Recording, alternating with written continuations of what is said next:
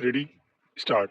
अध्यक्ष महोदय, मैं आपको एक और बात बतलाना चाहती हूँ और वह यह है कि कृषि विभाग को योजना आयोग ने बहुत गलत रास्ते में बिठा दिया है। उन लोगों के पास लड़ने के लिए दम नहीं है और देश में खाद्यान्न का उत्पादन बढ़ाने के लिए जो योजनाएं चाहिए और उनके लिए जो धनराशि चाहिए, वे उनको पूरी तरह संस्कृत नहीं करा पाते हैं।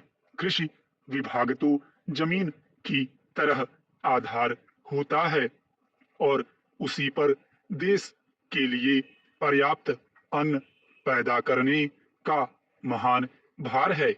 इसलिए यह बहुत आवश्यक है कि अधिक अन्न उपजाने के मार्ग में जो भी आवश्यक कदम यह विभाग उठाना चाहे, उसमें किसी तरह की रुकावट न हो। बहुत सी हड़तालें हो सकती हैं, मजदूर काम से बरी हो सकते हैं, लेकिन किसी भी हालत में वे खाने से बरी नहीं हो सकते।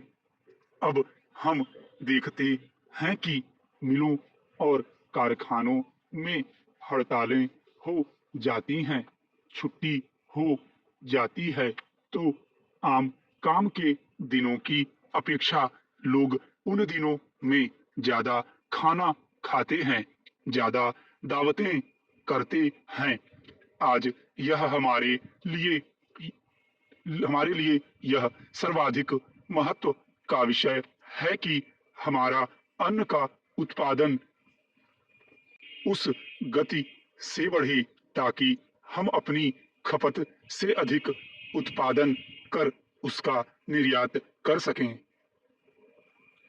सरकार तथा इस मंत्रालय के लिए यह समस्या एक बड़ा सिरदर्द पैदा कर रही है। हर एक विभाग में बड़े बड़े अधिकारी बैठे हैं और हजारों रुपए के बड़े बड़े वेतन ले रहे हैं, लेकिन मुझे दुख के साथ कहना पड़ता है कि उनका दिमाग कार्यालय की मिसिलों और कागजों में लगा रहता है।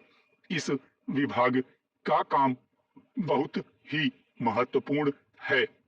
प्राकृतिक कोप के कारण जो समय समय पर हमारी फसलों को नुकसान होता है, इससे भी अपनी फसलों की रक्षा करने के लिए आवश्यक कदम उठाना इसके जिम्मे है।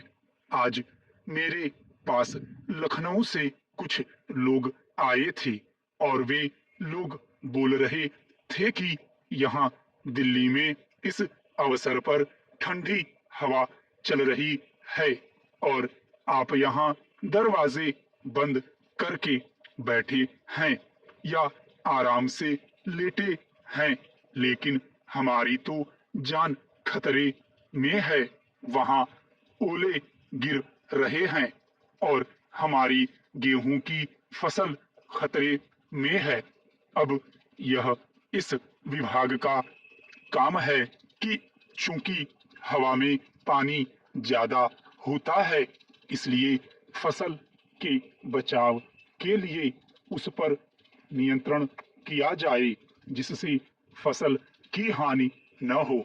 अध्यक्ष महोदय, जिस भावना से मैंने यह बिल पेश किया है, उसको विरोधी पक्ष के लगभग सभी सदस्यों ने एक मत से महसूस किया है कि देश में बेकारी की जो समस्या है वह एक भयंकर समस्या है और उसके कारण हमारे देश का विकास, चाहे वह सामाजिक हो, आर्थिक हो या सांस्कृतिक, रुका हुआ है और ऐसी स्थिति में हम आगे बढ़ नहीं सकते हैं।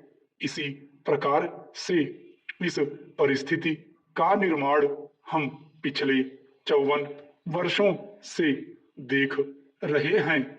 मंत्री महोदय ने यहाँ पर अभी कहा कि राष्ट्रपति इस काम को नहीं कर सकते हैं क्योंकि वह उनके अधिकार के बाहर है।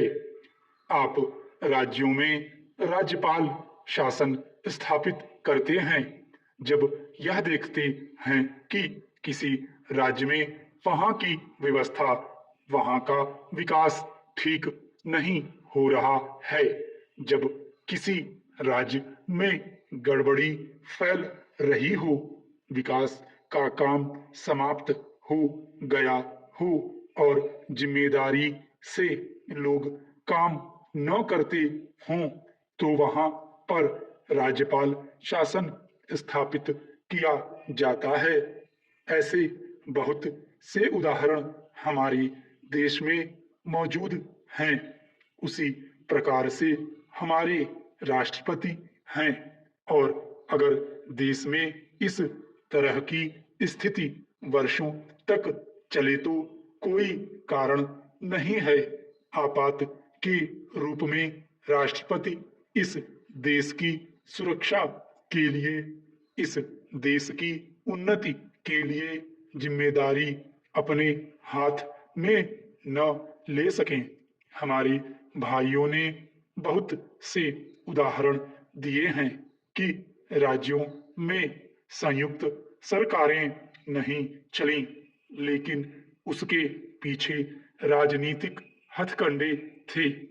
अगर कोई राजनीतिक पार्टी जिम्मेदारी से काम नहीं करती तो विधान में यह स्पष्ट है कि राष्ट्रपति शासन अपने हाथ में ले।